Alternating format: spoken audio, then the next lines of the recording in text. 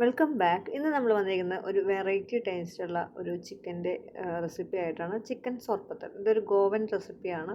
വളരെ ടേസ്റ്റാണ് കേട്ടോ. നമ്മൾ ഇപ്പം സാധാരണ ചിക്കൻ ഉണ്ടാക്കുന്നതിന് കുറച്ചൊന്ന് വ്യത്യസ്ത രുചി വേണമെങ്കിൽ ഈ ഒരു രീതിയിൽ ഉണ്ടാക്കിയാൽ ഒരു അടിപൊളി തന്നെയാണ് കേട്ടോ. ഇത് നമുക്ക് അപ്പത്തിൻ്റെ കൂടെയും പൊറോട്ടയുടെ കൂടെയും എന്തിൻ്റെ കൂടെ നല്ല ഒരു അടിപൊളി കോമ്പിനേഷനാണ്. റൊട്ടി, നാൻ എന്തിൻ്റെ കൂടെ നല്ല ഒരു അടിപൊളി തന്നെയാണ്. അതുപോലെ സൈഡ് ഡിഷായിട്ട് നമുക്കിത് കഴിക്കാവുന്നതാണ്. ഏത് റൈസിൻ്റെ കൂടെയും. ഇതൊരു എന്താ പറയുക, പിക്കിൾ ടേസ്റ്റൊക്കെ ഉള്ള ഒരു സോർപ്പത്തൽ പറയുമ്പോൾ നമുക്ക് മനസ്സിലാവുമല്ലോ. എന്താ പറയുക, എരിവും പുളിയും എല്ലാം മധുരവും എല്ലാം ഉള്ള ഒരു അടിപൊളി റെസിപ്പിയാണ്. വീടുകളിൽ എന്തെങ്കിലും പാർട്ടിയോ എന്തെങ്കിലും ഒരു ഫംഗ്ഷൻ ഉണ്ടാകുമ്പം ഈ ഒരു റെസിപ്പി ട്രൈ ചെയ്ത് നോക്കുന്നത് വളരെ നല്ലതാണ്. എന്താ പറയുക, ഒരു വ്യത്യസ്ത ഒരു രുചി ഉണ്ടാവും. അപ്പോൾ എല്ലാവർക്കും തന്നെ ഇഷ്ടപ്പെടും. അപ്പോൾ ഈ ഒരു റെസിപ്പി ഒന്ന് ട്രൈ ചെയ്ത് നോക്കുക. അതിനുവേണ്ടി നമുക്കിവിടെ ചിക്കൻ എടുത്തിട്ടുണ്ട്. അപ്പം ഞാനിവിടെ ചിക്കൻ നന്നായിട്ട് കഴുകി വൃത്തിയാക്കി വെള്ളമെല്ലാം മാറ്റിയെടുത്തിട്ടുണ്ട്. ഇതുപോലെ ചെറിയ പീസുകളായിട്ടാണ് കേട്ടോ കട്ട് ചെയ്തിരിക്കുന്നത്. ഒരുപാട് വലിയ പീസൊന്നും വേണ്ട. സോർപ്പത്തലിന് ചെറിയൊരു പീസ് രീതിയിൽ മതി. അപ്പോൾ ഈ ഒരു രീതിയിൽ നന്നായിട്ട് കഴുകി വൃത്തിയാക്കി എടുത്തിട്ടുണ്ട്. ഇത് നമുക്ക് ഒരു എന്താ പറയുക, ഉപ്പും അതുപോലെ മഞ്ഞൾപ്പൊടി, വളരെ കുറച്ച് മഞ്ഞൾപ്പൊടിയും ഉപ്പും കൂടി ഇട്ട് മാത്രം പുരട്ടിയെടുത്തതാണ് കേട്ടോ. ഇഞ്ചി വെളുത്തുള്ളി ഒന്നും തന്നെ വേണ്ട. ഉപ്പും മഞ്ഞൾപ്പൊടിയും മാത്രമാണ് നമ്മളിവിടെ എടുത്തിരിക്കുന്നത്. അത് ഏകദേശം ഒരു അരമണിക്കൂറോളം ഇതുപോലെ ഒന്ന് പുരട്ടി വെക്കുക. അതിന് ശേഷം മാത്രം നമുക്ക് ഉണ്ടാക്കേണ്ടതാണ്. അപ്പം ഉണ്ടാക്കുന്ന അരമണിക്കൂർ മുന്നേ ഇത് പുരട്ടി ഇങ്ങനെ വെക്കുക. ഇനി നമുക്കിതൊരു മസാല തയ്യാറാക്കണം. അതിന് വേണ്ടി ഞാൻ കാശ്മീരി ചില്ലി എടുത്തിട്ടുണ്ട്. അപ്പോൾ ഒരു 8-10 കാശ്മീരി ചില്ലിയാണ് കേട്ടോ എടുത്തിരിക്കുന്നത്. പിന്നെ ഒരു 8ഓളം വെളുത്തുള്ളി എടുത്തിട്ടുണ്ട്. അതുപോലെ ഒരു ചെറിയ കഷ്ണം ഇഞ്ചി, ചെറിയ കഷ്ണമാണ്. ഞാനിവിടെ 3ആയിട്ട് കട്ട് ചെയ്തതെന്ന് മാത്രമേ ഉള്ളൂ. ഇനി നമുക്കിതിലേക്ക് ഒരു 8 കറിയാമ്പൂ, ഒരു 8 കുരുമുളക്, ഒരു കഷ്ണം പട്ട, ഇത് ഞാൻ എടുത്തിട്ടുണ്ട്. ഇനി ഇതിലേക്ക് വേണ്ടത് പുളിയാണ്. നമ്മളുടെ എന്താ പറയുക, വാളംപുളി ഒരു ചെറിയ കഷ്ണമാണ് എടുത്തിരിക്കുന്നത്. പിന്നെ ചെറിയൊരു അര ടീസ്പൂണോളം ജീരകം എടുത്തിട്ടുണ്ട്. ഇനി ഇതിലേക്ക് വിനീഗറാണ്. ഒരു 2 ടീസ്പൂണോളം വിനീഗറും നമുക്ക് ഇതിലേക്ക് എടുക്കുന്നുണ്ട്. അപ്പോൾ ഇതും കൂടി വിനീഗർ ഇട്ടാണ്ട് നമ്മൾ അരക്കുന്നത്. ഇനി അഥവാ ഇത് തികഞ്ഞില്ലെങ്കിൽ കുറച്ച് വെള്ളവും കൂടി ഇട്ട് നന്നായിട്ട് അരച്ചെടുത്തിട്ട് വരിക. നല്ല പേസ്റ്റായിട്ട് തന്നെ അരച്ചെടുത്തിട്ട് വരിക. അതേ നന്നായിട്ട് നമ്മൾ അരച്ചെടുത്ത് കൊണ്ടുവന്നിട്ടുണ്ട്. നമുക്കിത് തയ്യാറാക്കാം. അപ്പോൾ ഞാൻ അടികട്ടിയുള്ളൊരു പാത്രം എടുത്തിട്ടുണ്ട്. അതിലേക്ക് കുറച്ച് ഓയിൽ ഒഴിച്ച് കൊടുത്തിട്ടുണ്ട്. ആ ഓയിലിലേക്ക് ആദ്യം തന്നെ നമുക്ക് ഈ ചിക്കൻ ഒന്ന് ജസ്റ്റ് ഒന്ന് സോട്ട് ചെയ്തെടുക്കണം. ഒരുപാട് ഫ്രൈ ചെയ്തെടുക്കേണ്ട ആവശ്യമൊന്നുമില്ല. ജസ്റ്റ് ഒന്ന് സോട്ട് ചെയ്തെടുക്കുക.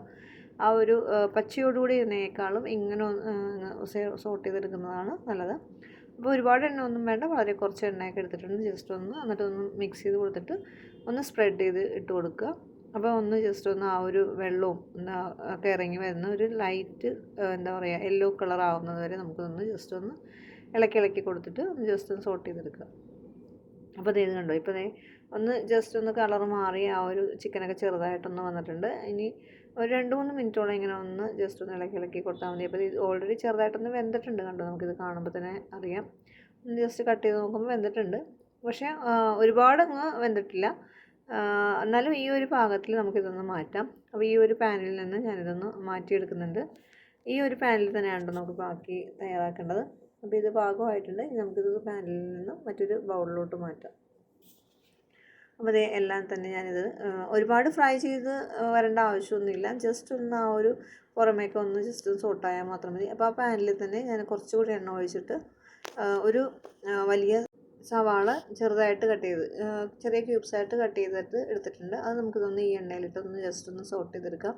ഇതും സവാള ഇതുപോലെ തന്നെ ഒരുപാട് ഫ്രൈ ചെയ്യേണ്ട ആവശ്യമൊന്നുമില്ല. ജസ്റ്റ് ഒന്ന് സോട്ട് ചെയ്താൽ മാത്രം മതി. കാരണം നമ്മൾ നന്നായിട്ടൊന്ന് വേവിക്കും, കുറച്ച് സമയമായിട്ടുണ്ട് വേവിക്കും. അപ്പോൾ ഉണ്ടോ ഈ രീതിയിൽ ട്രാൻസ്പെറൻറ്റ് കളർ ആവുന്നത് വരെ ഒന്ന് ജസ്റ്റ് സോട്ട് ചെയ്തെടുത്താൽ മതി. ഇനി നമ്മൾ അരച്ച് വെച്ചിരിക്കുന്ന ആ ഒരു അരപ്പ് ഇതിലേക്ക് ഇട്ട് കൊടുക്കാം. ഇനി ഈ അരപ്പ് ഒന്ന് 2-3 മിനിറ്റോളം ഒന്ന് മീഡിയം ഫ്ലെയിമിൽ വെച്ചിട്ട് നമുക്കൊന്ന് കുക്ക് ചെയ്തെടുക്കണം. അപ്പോൾ ഞാൻ നന്നായിട്ടൊന്ന് അത് ഇട്ടിട്ട് നന്നായിട്ടൊന്ന് കുക്ക് ചെയ്തെടുക്കുന്നുണ്ട്. നമുക്ക് ആ മിക്സിയുടെ ജാറ് കഴുകി വെള്ളം ഒഴിച്ച് ചെറിയൊരു ചൂടുവെള്ളം ഒഴിച്ച് കഴുകി എടുക്കാവുന്നതാണ്. ആദ്യം തന്നെ ഇത് നന്നായിട്ട് തന്നെ മിക്സ് ചെയ്തെടുക്കുക. ആ ഒരു പച്ചമണം മാറുന്നവരെ നന്നായിട്ടൊന്ന് 2-3 മിനിറ്റോളം ചെറു തീയിൽ വെച്ചിട്ട് ഇതുപോലെ ഇളക്കി കൊടുത്ത് നന്നായിട്ടൊന്ന് മിക്സ് ചെയ്തെടുക്കുക.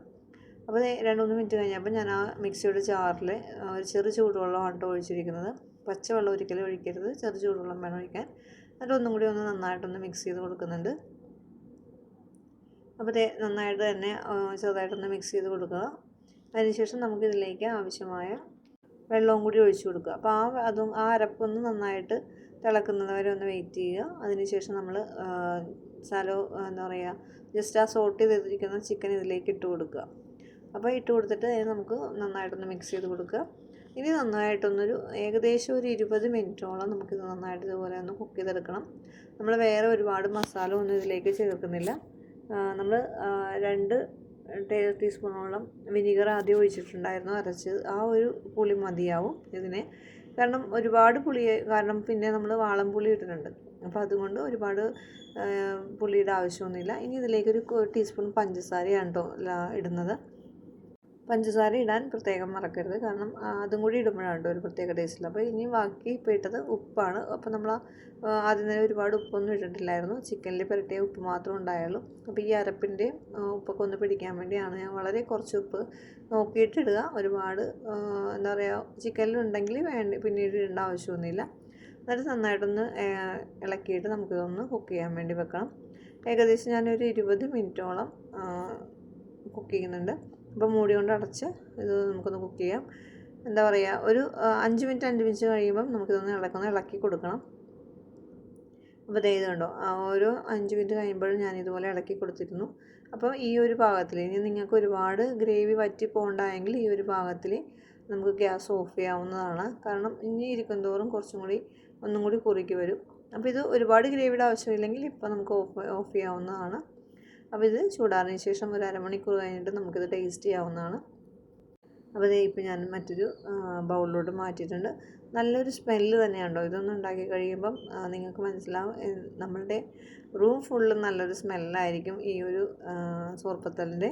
അപ്പോൾ ഈ ഒരു രീതിയിൽ ഇതുവരെ നിങ്ങൾ ട്രൈ ചെയ്ത് നോക്കിയിട്ടില്ലെങ്കിൽ തീർച്ചയായിട്ടും ട്രൈ ചെയ്ത് നോക്കണം. കാരണം അത്രയ്ക്ക് രുചിയാണ് ഈ ഒരു ചിക്കൻ സോർപ്പത്തലിന്. നമ്മൾ സാധാരണ പോർക്ക് സോർപ്പത്തലൊക്കെ കഴിച്ചിട്ടുണ്ട്, പക്ഷേ ചിക്കൻ സോർപ്പത്തലൊരു പ്രത്യേക ടേസ്റ്റ് തന്നെയാണ്. സാധാരണ പോർക്ക് ഇഷ്ടപ്പെടാത്തവർക്ക് ഈ ഒരു രീതിയിൽ ചിക്കൻ തയ്യാറാക്കി നോക്കാവുന്നതാണ്. വീട്ടിലെന്തെങ്കിലും ഫംഗ്ഷൻ ഉണ്ടെങ്കിൽ തീർച്ചയായിട്ടും ഒന്ന് ട്രൈ ചെയ്ത് നോക്കണം. എല്ലാവരും തന്നെ നല്ലൊരു അഭിപ്രായം തന്നെ പറയും. അതുപോലെ അപ്പം, ഇടിയപ്പം, നാൻ എല്ലാത്തിൻ്റെയും കൂടി നല്ലൊരു അടിപൊളി കോമ്പിനേഷനാണ്. ചോറിൻ്റെ കൂടെയും നല്ല സൈഡ് ഡിഷായിട്ട് കഴിക്കാൻ പറ്റിയ നല്ലൊരു ചിക്കൻ്റെ റെസിപ്പിയാണിത്. അപ്പോൾ ഒരു തവണയെങ്കിലും ഉണ്ടാക്കി നോക്കിയിട്ട് ഇത് തീർച്ചയായും ഫീഡ്ബാക്ക് നിങ്ങൾ തന്നെ അറിയിക്കേണ്ടതാണ്. വീഡിയോ ഇഷ്ടപ്പെട്ടാൽ ലൈക്ക് ചെയ്യാനും നിങ്ങളുടെ ഫ്രണ്ട്സ് ആൻഡ് ഫാമിലിക്കും ഷെയർ ചെയ്യാനും മറക്കരുത്. നമ്മുടെ ചാനൽ ഇതുവരെയും സബ്സ്ക്രൈബ് ചെയ്തിട്ടില്ലാത്തവർ സബ്സ്ക്രൈബ് ചെയ്യാനും തൊട്ടടുത്ത ബെൽ ബട്ടണിൽ ഓൾ പ്രസ് ചെയ്യാനും മറക്കരുത്. എന്നാൽ മാത്രമേ ഞാൻ ഇനിയുള്ള വീഡിയോസ് ഇടുമ്പോൾ അതിനുള്ള നോട്ടിഫിക്കേഷൻ നിങ്ങൾക്ക് ലഭിക്കുകയുള്ളൂ. അപ്പോൾ ഈ ഒരു ചിക്കൻ സോർപ്പത്തലിൻ്റെ റെസിപ്പി ട്രൈ ചെയ്ത് നോക്കിയിട്ട് ഫീഡ്ബാക്ക് തീർച്ചയായിട്ടും എനിക്ക് കമൻസായിട്ട് അറിയിക്കുക. ഇതുപോലുള്ള റെസിപ്പിയായിട്ട് വീണ്ടും വരുന്നതാണ്. മറ്റൊരു അടിപൊളി റെസിപ്പിയായിട്ട് നമുക്ക് വീണ്ടും കാണാം. Thank you for watching.